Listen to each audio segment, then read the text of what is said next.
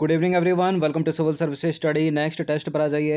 ये test series चल रही है यूपीपीएससी 2023 के लिए और प्रैक्टिस करेंगे इसमें हम करंट अफेयर्स के प्रश्नों पर। तो चलिए स्टार्ट करते हैं। इस टेस्ट सीरीज़ की प्लेलिस्ट बना रखी है, वहाँ पर आप टेस्ट नंबर 1 से लेकर ये जो टेस्ट है यहाँ तक और आगे जो भी नया टेस्ट आएगा वहाँ तक पहुँच सकते हैं। इन सभी टेस्ट का फुल टेस्ट सीरीज़ प्राप्त कर सकते हो डिस्क्रिप्शन बॉक्स में नंबर उस पर कॉल या व्हाट्सअप करके। तो पहला प्रश्न है, हाल ही में राष्ट्रपति द्रौपदी मुर्मू ने निम्नलिखित में से किस राज्य में संविधान उद्यान का उद्घाटन किया है? गोवा में, मणिपुर में, राजस्थान में या गुजरात में? राजस्थान में किया है, ठीक है, सी है इसका आंसर। तो राष्ट्रपति द्रौपदी मुर्मू ने 3 जनवरी 2023 को जयपुर के राजभवन में संविधान उद्यान, मयूर स्तंभ और राष्ट्रीय ध्वज पोस्ट का जो है उद्घाटन किया तथा महात्मा गांधी और महाराणा प्रताप की प्रतिमा का अनावरण किया और संविधान उद्यान में संविधान निर्माण में योगदान देने वाले विभूतियों की प्रतिमाओं को जो है स्थापित किया गया है। और आम जनता में संविधान के प्रति जागरूकता बढ़ाने हेतु राजस्थान इस तरह का निर्णय लेने वाला भारत का पहला राज्य बन गया है। देखिए नंबर इस पर कॉल या व्हाट्सएप करके आप फुल टेस्ट सीरीज प्राप्त कर सकते हैं यूपीपीसीएस की। क्वेश्चन नंबर 2 पर आ जाइए। निम्नलिखित में से किस तिथि को विश्व ब्रेल दिवस के रूप में मनाया जाता है? विश्व ब्रेल दिवस, ठीक है, लुई ब्रेल का नाम आपने सुना होगा, 4 जनवरी को, सी है इसका आंसर। तो संपूर्ण विश्व में प्रत्येक वर्ष 4 जनवरी को विश्व ब्रेल दिवस के रूप में मनाया जाता है और यह दिन ब्रेल लिपि का आविष्कार करने वाले फ्रांसीसी शिक्षक लुई ब्रेल की जयंती के रूप में मनाया जाता है। क्वेश्चन नंबर 3 पर आ जाइए। निम्नलिखित में से किस राज्य में पीएनजी नेटवर्क में पहली हरित हाइड्रोजन मिश्रण परियोजना शुरू की है?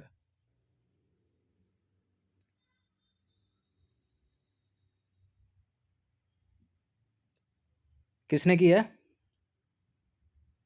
इसका उत्तर है गुजरात, ऑप्शन नंबर बी। तो सूरत गुजरात के आदित्य नगर में कवास टाउनशिप के घरों में H2NG की सप्लाई करने के लिए, ठीक है, पहली हरित हाइड्रोजन मिश्रण परियोजना शुरू की गई है और यह परियोजना एनटीपीसी तथा गुजरात गैस लिमिटेड का संयुक्त प्रयास है, ठीक है। हाइड्रोजन नाइट्रोजन,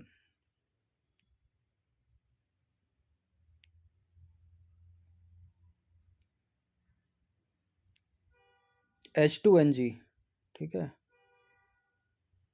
नाइट्रोजन नहीं है। चलिए क्वेश्चन नंबर 4 पर आ जाइए। निम्नलिखित में से किस अंतर्राष्ट्रीय संस्थान ने वन्य जीव संरक्षण बॉन्ड जारी किया है? वन्य जीव संरक्षण बॉन्ड जारी किया है वर्ल्ड बैंक ने, ठीक है। विश्व बैंक का जो IBRD है उसने किया है, तो डी ही आंसर होगा इसका।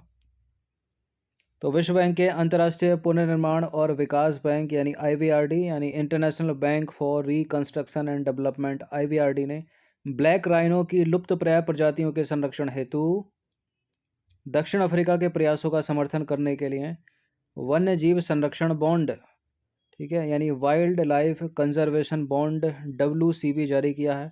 अच्छा, वन्य जीव संरक्षण बॉन्ड को राइनो बॉन्ड के रूप में भी जाना जाता है और यह 5 वर्ष के लिए 150 मिलियन अमेरिकी डॉलर का सतत विकास बॉन्ड है, ठीक है। इस बॉन्ड के तहत 5 वर्ष बाद ब्लैक राइनो की आबादी बढ़ने पर निवेशकों को 3.7 से 9.2% तक का रिटर्न प्रदान किया जाएगा। हालांकि आबादी ना बढ़ने की स्थिति में भुगतान राशि जो है शून्य हो जाएगी, ठीक है। देखिए इसमें वैश्विक पर्यावरण सुविधा यानी ग्लोबल एनवायरमेंटल फैसिलिटी से संभावित प्रदर्शन भुगतान शामिल है और ब्लैक राइनो को IUCN की रेड लिस्ट में गंभीर रूप से संकटग्रस्त श्रेणी में रखा गया है, यानी ब्लैक राइनो क्रिटिकली इंडेंजर्ड है IUCN की रेड लिस्ट में। क्वेश्चन नंबर 5 पर आ जाइए। निम्नलिखित में से किस तिथि को सावित्रीबाई फूले की जयंती मनाई जाती है? 3 जनवरी को, ठीक है। सावित्रीबाई फूले, वाइफ ऑफ ज्योतिबा फूले, ठीक है। ज्योतिबा फूले नाम में द्वंद्व रहता है। ज्योतिबा फूले एक पुरुष हैं, ठीक है, महिला नहीं है वो। तो 3 जनवरी 2023 को भारत के प्रधानमंत्री ने ज्योतिबा फूले की 191वीं जयंती पर श्रद्धांजलि अर्पित की उनको।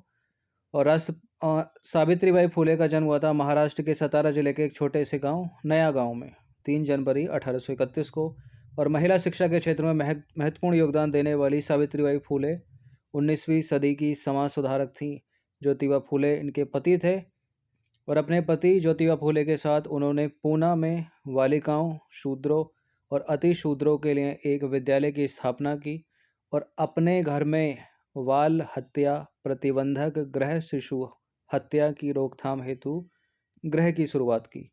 और उन्होंने महिलाओं के अधिकारों के विषय में जागरूकता बढ़ाने के लिए वर्ष 1852 में महिला सेवा मंडल की भी स्थापना की थी। तो प्रश्न पूछने के तरीके कुछ भी हो सकते हैं, करंट से जोड़कर बन सकता है। क्वेश्चन नंबर 6 पर आ जाइए। रानी वेलु नचियार की जयंती पर प्रधानमंत्री ने श्रद्धांजलि अर्पित की उनको। आपको बताना है कि वह वर्तमान किस राज्य से संबंधित थी। 3 जनवरी 2023 को उनको श्रद्धांजलि दी गई। रानी वेलु नचियार ना अरुणाचल है, ना उत्तर प्रदेश है, ना त्रिपुरा है। इसका आंसर है तमिलनाडु। देखिए, प्रधानमंत्री ने रानी वेलु नचियार की जयंती पर जो है उनको श्रद्धांजलि अर्पित की, यानी 3 जनवरी 2023 को। इनका जन्म हुआ था 3 जनवरी 1730 को, मृत्यु हुई थी 25 दिसंबर 1796 को। वह वर्ष 1780 के दशक में भारत में ब्रिटिश औपनिवेशिक सत्ता के खिलाफ लड़ने वाली पहली रानी थी। और रानी वेलु नचियार, जिसे तमिल लोग बीरमगई के नाम से जानते हैं, रामनाथपुरम, ठीक है, तमिलनाडु के रामनाथपुरम के रामनाद साम्राज्य की राजकुमारी थी। फ्रेंच, अंग्रेजी और उर्दू जैसी भाषाओं में दक्षता के साथ साथ उन्हें वल्लारी, सिलम्बम, घुड़सवारी और तीरंदाजी जैसी मार्शल आर्ट में प्रशिक्षित किया गया था। और वह पति, ये उनके पति का नाम है, उनके पति के मृत्यु के बाद वर्ष 1780 में तमिलनाडु के शिवंगई की रानी के रूप में उत्तराधिकारी बनी। ठीक है, इनके पति का नाम है मुथुब दुगना थपेरिया उदय यथेबर।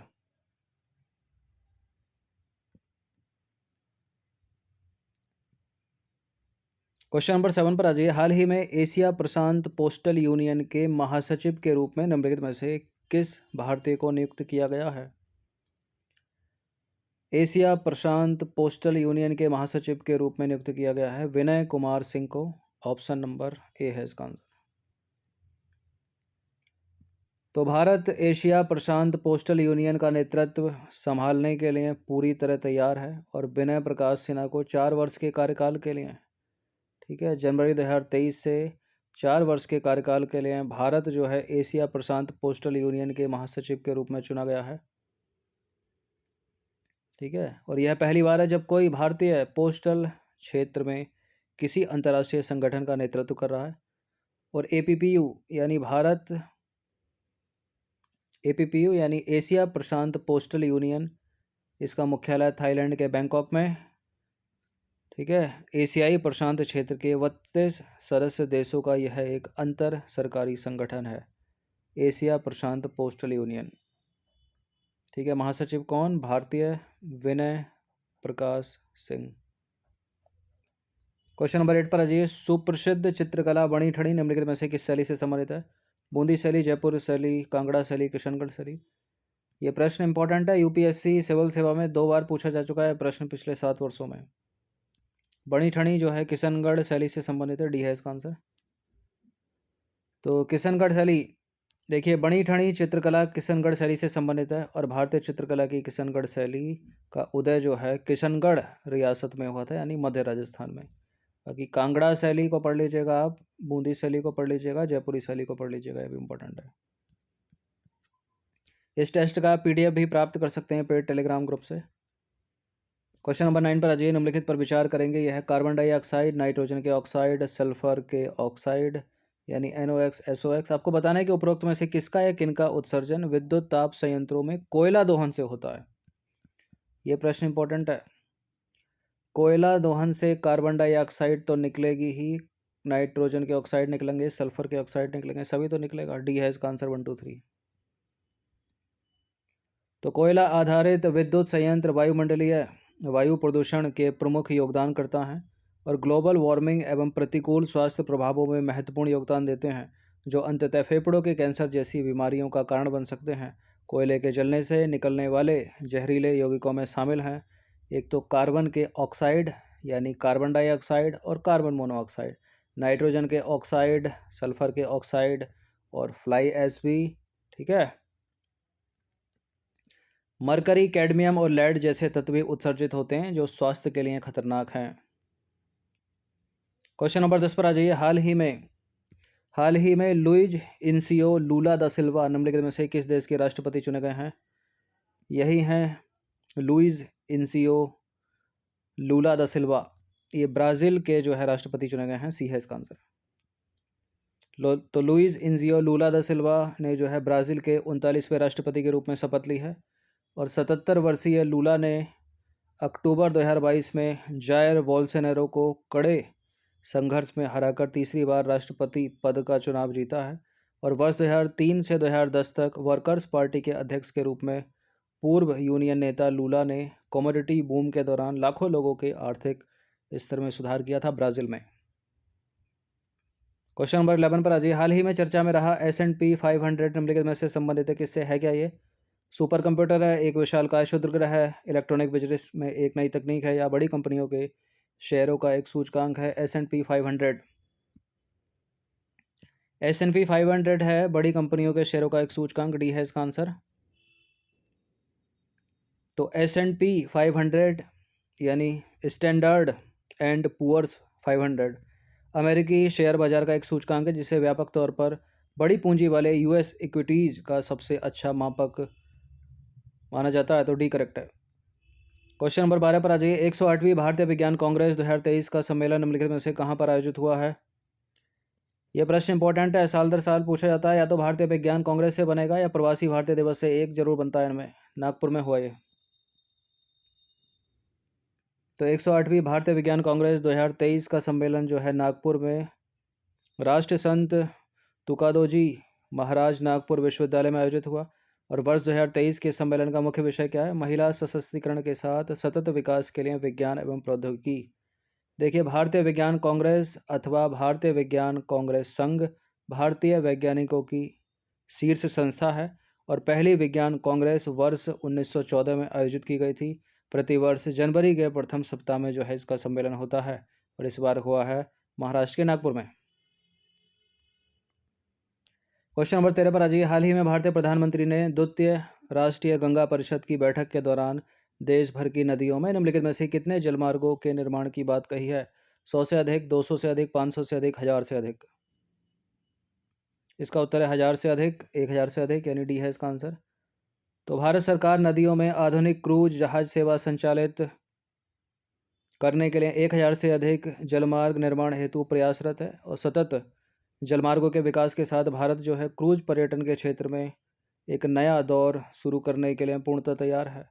प्रधानमंत्री ने द्वितीय राष्ट्रीय गंगा परिषद की बैठक की अध्यक्षता करते हुए बताया कि जनवरी महीने की 13 तारीख को 2300 किलोमीटर की विश्व की सबसे लंबी क्रूज सेवा जो है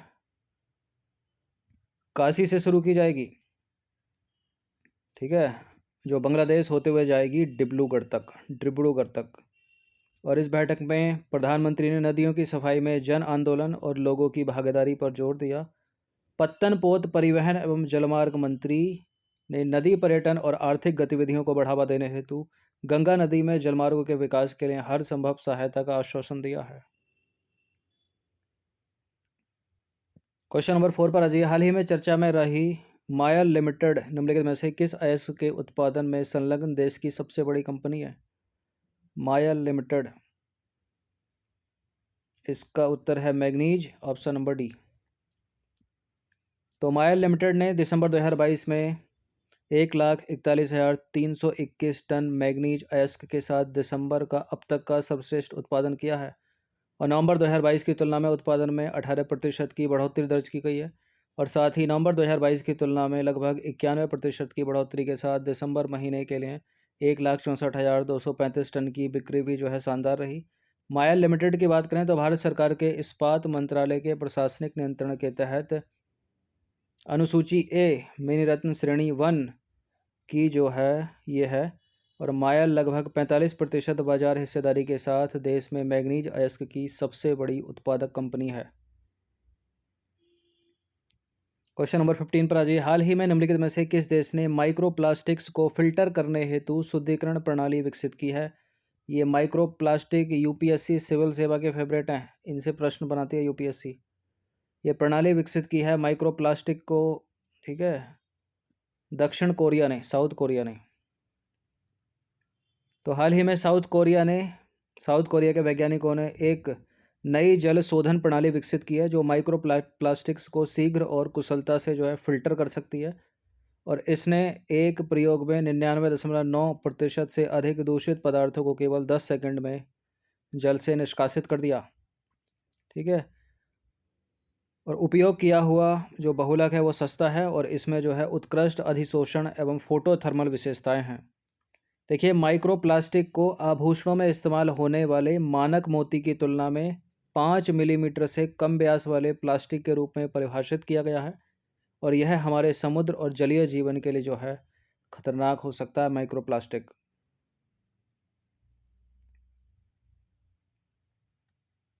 क्वेश्चन नंबर 16 पर आ जाइए। भारत की धार्मिक प्रथाओं के संदर्भ में स्थानकवासी निम्नलिखित संप्रदायों में से किससे संबंधित है? बौद्ध धर्म, शैव धर्म, वैष्णव या जैन? स्थानकवासी का संबंध है जैन धर्म से, डी है इसका आंसर। तो स्थानकवासी जो है वो श्वेतांबर जैन संप्रदाय का उप संप्रदाय है। स्थानकवासी मूल संप्रदाय से इस अर्थ में भिन्न है कि वे मूर्ति पूजा एवं मंदिर के आचार को अस्वीकार करते हैं, और इस संप्रदाय की मान्यता है कि भगवान निराकार है, कोई आकार नहीं है उसका, अतः यह मूर्ति की पूजा नहीं करते। क्वेश्चन नंबर 17 पर आ जाइए। प्राचीन भारतीय इतिहास के संदर्भ में निम्नलिखित में से कौन सा या से बौद्ध धर्म और जैन धर्म दोनों में समान थे या था?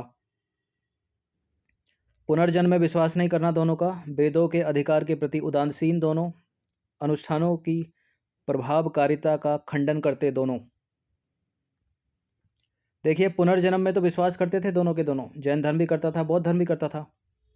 यहाँ लिखा नहीं तो ये तो होगा नहीं समान। ठीक है, वेदों के अधिकार के प्रति उदासीन थे दोनों, अनुष्ठानों की प्रभावकारिता का खंडन करते थे दोनों, कर्मकांडों को नहीं मानते थे दोनों। तो दूसरा तीसरा करेक्ट हो जाएगा, बी है इसका आंसर। देखिए, 6ठी शताब्दी ईसा पूर्व में जैन एवं बौद्ध धर्म का उदय जो है एक महत्वपूर्ण घटना थी जिसका योगदान अविस्मरणीय रहा। ठीक है, दोनों ही धर्मों ने भारतीय सांस्कृतिक जीवन को काफ़ी प्रभावित किया, और इन दोनों धर्मों में समानता के साथ साथ असमानता के तत्व भी विद्यमान थे। लेकिन हम बात करेंगे समानता की, किन किन तत्वों में समान थे ये चीज़ों में समान थे। तो दोनों ही धर्मों ने जो है वैदिक कर्मकांडों या अनुष्ठानों की प्रभावकारिता का खंडन किया। ठीक है, वेदों की अपौरुषेयता का विरोध किया दोनों ने, अहिंसा तथा सदाचार पर दोनों धर्मों ने बल दिया, कर्मवाद, पुनर्जन्म तथा मोक्ष दोनों ही धर्मों में शामिल थे। पहला स्टेटमेंट कह रहा है कि नहीं थे, इसलिए गलत है वो। और दोनों धर्मों में प्रचार प्रसार के लिए भिक्षु जो है संघों की स्थापना करते थे, संघों की स्थापना पर बल दिया गया। क्वेश्चन नंबर 8 पर आ जाइए। अनेकतावाद निम्नलिखित धर्मों में से किसका प्रमुख सिद्धांत एवं दर्शन है? अनेकतावाद नहीं, अनेकांतवाद। ठीक है, अनेकांतवाद है जैन धर्म का। तो अनेकांतवाद जैन धर्म के सबसे महत्वपूर्ण और मूलभूत सिद्धांतों में से एक है, और सामान्य तौर पर यह विचारों की बहुलता का सिद्धांत है। अनेकांतवाद की मान्यता है कि भिन्न भिन्न दृष्टिकोणों से देखने पर सत्य और वास्तविकता भी अलग अलग समझ आती है, अतः एक ही दृष्टिकोण से देखने पर पूर्ण सत्य नहीं जाना जा सकता। अनेकतावाद जैन धर्म का आधारभूत सिद्धांत एवं दर्शन है। फिर बोला अनेकतावाद, अनेकांतवाद। ठीक है, चलिए क्वेश्चन नंबर 19 पर आ जाइए। क्वेश्चन नंबर 19 है, हाल ही में चर्चा में रहे मन्नथु पद्मनाभन के संबंध में निम्नलिखित कथनों में से कौन सा जो है सही नहीं है? वे भारतीय समाज सुधारक और स्वतंत्रता सेनानी थे। उन्होंने वैकोम 1924 के वैकोम और 1924 के गुरुवयूर मंदिर प्रवेश सत्याग्रह में भाग लिया, और 1966 में उन्हें पद्म भूषण से सम्मानित किया गया। उनका जन्म जो है गुजरात में हुआ था। इनके नाम से लग रहा है कि गुजरात के होंगे। मन्नथु पद्मनाभन केरल में जन्म हुआ था इनका, तो आसानी से कट जाएगा डी वाला स्टेटमेंट और वही अपना आंसर होगा क्योंकि सही नहीं है पूछा है। देखिए, हाल ही में भारत के प्रधानमंत्री ने मन्नथु पद्मनाभन को उनकी जयंती पर श्रद्धांजलि अर्पित की। मन्नथु पद्मनाभन का जन्म 2 जनवरी 1878 को केरल में हुआ था, गुजरात में नहीं हुआ था, गलत डी। वह दक्षिण पश्चिमी राज्य केरल के भारतीय समाज सुधारक और स्वतंत्रता सेनानी थे। 1924 के वैकोम और 1924 के गुरुवयूर मंदिर प्रवेश सत्याग्रह एवं अस्पृश्यता विरोधी आंदोलनों में उन्होंने हिस्सा लिया और उन्हें नायर समुदाय का सदस्य, सुधारक और नैतिक मार्गदर्शक माना जाता है। और वर्ष 1966 में उन्हें पद्म भूषण प्रदान किया गया और 25 फरवरी 1970 को उनका निधन हो गया। ये सवाल है डीआरडीओ से, रिलेट करेगा करंट अफेयर से। देखिए, रक्षा अनुसंधान और विकास संगठन यानी डीआरडीओ ने 1 जनवरी 2023 को अपना कौन सा स्थापना दिवस मनाया? 1958 में इसकी स्थापना हुई थी, काउंट कर सकते हो आप। कितनी संख्या आएगी? 65वां। तो रक्षा अनुसंधान और विकास संगठन यानी डीआरडीओ यानी defence research and development organisation ने 1 जनवरी 2023 को अपना 65वां स्थापना दिवस मनाया। और डीआरडीओ का गठन 1958 में भारतीय सेना के तकनीकी विकास प्रतिष्ठान और रक्षा विज्ञान संगठन तथा तकनीकी विकास एवं उत्पादन के समामेलन से किया गया था। बहुत सारे काम करता है डीआरडीओ। देखिए, डीआरडीओ 50 से अधिक प्रयोगशालाओं का एक नेटवर्क है जो एरोनॉटिक्स, आयुध, इलेक्ट्रॉनिक्स, लड़ाकू विमानों, इंजीनियरिंग प्रणालियों आदि जैसे विभिन्न विषयों को कवर करने वाली रक्षा प्रौद्योगिकियों को विकसित करने में प्रतिबद्धता के साथ लगे हुए हैं। और इस संगठन के द्वारा पीएम केयर फंड की मदद से 850 से अधिक ऑक्सीजन प्लांट स्थापित किए गए हैं और 2G नामक एक दवा विकसित करने के अलावा देश भर में कई कोविड केंद्रित अस्पताल भी स्थापित किए हैं। बहुत हेल्प की थी डीआरडीओ ने कोविड में, ठीक है। 850 से अधिक ऑक्सीजन प्लांट स्थापित किए हैं डीआरडीओ ने। 1958 में इसकी स्थापना। हाल ही में 65वां इसका स्थापना दिवस मनाया गया। प्रश्न पूछने का तरीका कुछ भी हो सकता है रिलेट करके। तो 20 प्रश्न थे करंट के, कुछ स्टैटिक जीके के, इनकी प्रैक्टिस कर लीजिएगा। इन सभी टेस्ट का फुल जो है पीडीएफ भी प्राप्त कर सकते हैं, वो मिलेगा आपको पेड टेलीग्राम ग्रुप में। ये नंबर इस पर कॉल या व्हाट्सअप करके आप पेड टेलीग्राम ग्रुप से जोड़ सकते हैं। बाकी सब्सक्राइब रखिएगा सिविल सर्विसेज स्टडी चैनल को और लेटेस्ट टेस्ट का नोटिफिकेशन पाने के लिए बेल आइकन को प्रेस रखिए। धन्यवाद।